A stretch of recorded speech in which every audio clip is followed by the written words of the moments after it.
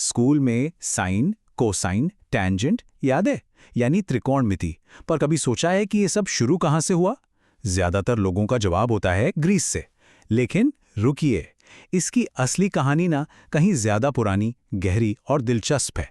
एक ऐसी कहानी जो हजारों साल और कई सभ्यताओं में फैली हुई है। तो फिर सवाल वही है कि इसका आविष्कार किया किसने? अगर हिप्पारकस, जिन्हें अक्सर त्रिकोणमिति का जनक कहा जाता है, वो असली आविष्कारक नहीं है, तो फिर ये क्रेडिट जाता किसे है? जवाब के लिए हमें ग्रीस से भी बहुत पीछे जाना होगा, प्राचीन बेबीलोन। जरा इस चीज को देखिए। ये है प्लिम्पटन 3122, मिट्टी की एक छोटी सी पट्टिया जो करीब 3700 साल पुरानी है। और एक्सपर्ट्स का मानना है कि ये दुनिया की पहली ट्रिग्नोमेट्री टेबल हो सकती है। सोचिए, हिप्पारकस से भी 1500 साल से ज्यादा पुरानी। तो चलिए आज त्रिकोणमिति के इसी कमाल के सफर पर निकलते हैं। हम शुरू करेंगे बेबीलोन की उस रहस्यमयी टैबलेट से, फिर देखेंगे कि ग्रीस में तारों को कैसे नापा गया, भारत में हुए उस एक बड़े आविष्कार को समझेंगे और जानेंगे कि कैसे इस्लामिक स्वर्ण युग में इसने एक नए सब्जेक्ट का रूप लिया और पूरी दुनिया तक पहुंचा। तो चलिए कहानी शुरू करते हैं। और इसकी शुरुआत एक ऐसी जगह से होती है जिसका शायद किसी ने अंदाजा भी नहीं लगाया होगा। देखिए, बात यह है कि प्राचीन बेबीलोन के लोग आसमान के दीवाने थे। वो रात भर बैठकर सितारों की चाल, ग्रहों का रास्ता, सब पर पैनी नजर रखते थे। और जाहिर है, इस सब के लिए उन्हें एंगल्स और डिस्टेंस नापने का कोई ना कोई तरीका तो चाहिए था। बस यहीं से, इसी जरूरत से एक नए गणित की नींव पड़ी। और सुनिए, ये कोई हवाई बात नहीं है। ये जो कोट आप देख रहे हैं, इसमें रिसर्चर्स डैनियल मैन्सफील्ड और एन.जे. वाइल्डबर्गर साफ साफ कहते हैं कि त्रिकोणमिति की जड़ें ग्रीस से हजारों साल पहले बेबीलोन में मिलती हैं। मतलब ये एक ऐसी खोज है जो इतिहास की किताबों को बदलने का दम रखती है। चलिए अब टाइम मशीन में बैठते हैं और कई सदियां आगे चलते हैं। प्राचीन ग्रीस, यहाँ बेबीलोन की उस शुरुआती समझ को एक सिस्टमैटिक शक्ल दी गई, खासकर आसमान को समझने के लिए। तो ग्रीक लोगों का फंडा क्या था? उनका मेन टूल था कॉर्ड, जिसे हम जीवा भी कहते हैं।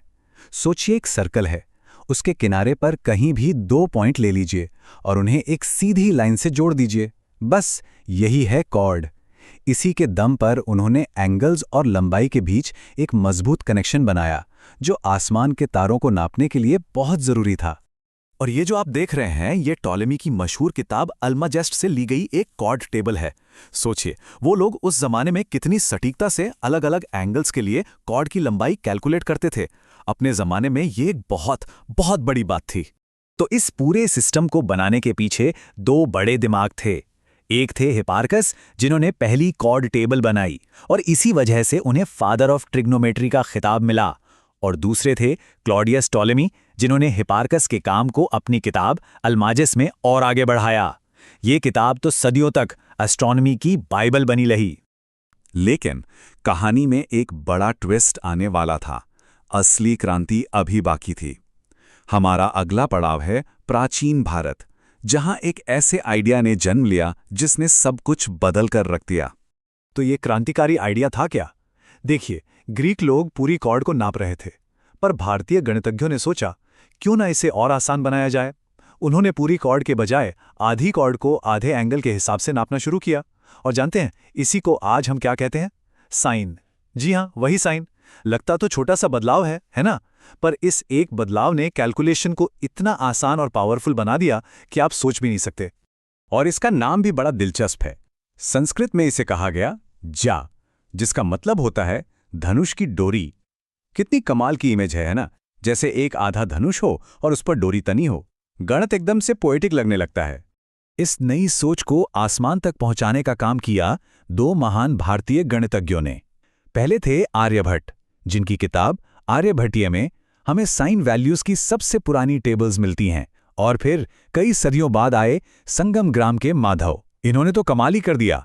उन्होंने इन्फिनिटी सीरीज का इस्तेमाल करके ऐसी सटीक टेबल्स बनाई जो उस वक्त के लिए किसी जादू से कम नहीं थी।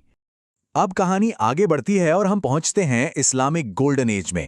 ये वो दौर था जब ग्रीस और भारत की ज्ञान की नदियां आकर मिली और इस संगम से जो निकला उसने त्रिकोणमिति को एक नया ही रूप दे दिया। यहाँ के स्कॉलर्स ने बहुत सिस्टमैटिक ढंग से काम किया। पहला कदम, ग्रीस और इंडिया की सारी बड़ी किताबों का अरबी में ट्रांसलेशन किया। दूसरा, दोनों जगहों के बेस्ट आइडियाज़ को मिलाया और उन पे और रिसर्च की। तीसरा, उन्होंने टेंजेंट और कोटेंजेंट जैसे नए फंक्शंस भी डेवलप किए। और चौथा, जो सबसे ज़रूरी था, उन्होंने कहा कि भाई ट्रिग्नोमेट्री सिर्फ एस्ट्रोनॉमी का एक टूल नहीं है, ये अपने आप में मैथ्स की एक पूरी अलग ब्रांच है। और जैसा कि मशहूर इतिहासकार E.S. केनेडी कहते हैं, यहीं पर असली ट्रिग्नोमेट्री ने जन्म लिया। ये एक टर्निंग पॉइंट था। अब त्रिकोणमिति सिर्फ तारों को नापने का विज्ञान नहीं रह गया था, इसकी अपनी एक अलग पहचान बन चुकी थी। और इस बड़ी क्रांति का हीरो कौन था? वो थे 13वीं सदी के महान विद्वान नसीर अल-दीन अल-तूसी। उनकी किताब पहला ऐसा ग्रंथ था जिसने त्रिकोणमिति को एक इंडिपेंडेंट सब्जेक्ट के तौर पर पेश किया। सही मायने में यहीं से मॉडर्न ट्रिग्नोमेट्री की बुनियाद रखी गई। तो देखिए, हम कहानी के आखिर में आ पहुंचे हैं, जहां बेबीलोन, ग्रीस, भारत और इस्लामिक दुनिया की ये सारी ज्ञान की धाराएं मिलकर एक बड़ी नदी बन जाती हैं। और ये नदी बहकर आज हम तक पहुंची है। ये टाइमलाइन इस पूरे सफ़र को, करीब 3,500 साल के सफ़र को कितनी खूबसूरती से समेट देती है। बेबीलोन से शुरू होकर ग्रीस, फिर भारत और फिर इस्लामिक दुनिया तक। ये वाकई ज्ञान की एक रिले रेस जैसी है, जहां हर सभ्यता ने मशाल को थामा और उसे और रोशन करके आगे बढ़ा दिया। और फिर क्या हुआ? इन्हीं अरबी और ग्रीक किताबों का जब यूरोप में लैटिन में अनुवाद हुआ तो ये सारा ज्ञान वहां पहुंचा। और बस इसी नींव पर आज की मॉडर्न ट्रिग्नोमेट्री खड़ी है। वही ट्रिग्नोमेट्री जो आज हमारे फ़ोन के जीपीएस से लेकर बड़ी बड़ी बिल्डिंग्स की इंजीनियरिंग तक हर जगह इस्तेमाल होती है। तो आखिर में एक सवाल जरूर उठता है, त्रिकोणमिति किसी एक देश या सभ्यता की नहीं, बल्कि पूरी इंसानियत की साझी विरासत है। तो हमारी दुनिया में और क्या-क्या है जो ऐसे ही सदियों के ग्लोबल कोलैबोरेशन से बना है? शायद इसका जवाब हमें यही याद दिलाता है कि जब हम सब मिलकर काम करते हैं तो कुछ महान रचते हैं। तो ये थी त्रिकोणमिति की कहानी। अगर आपको ये पेशकश अच्छी लगी हो तो इसे लाइक करें, हमें फॉलो करें और अपने दोस्तों के साथ भी शेयर करें।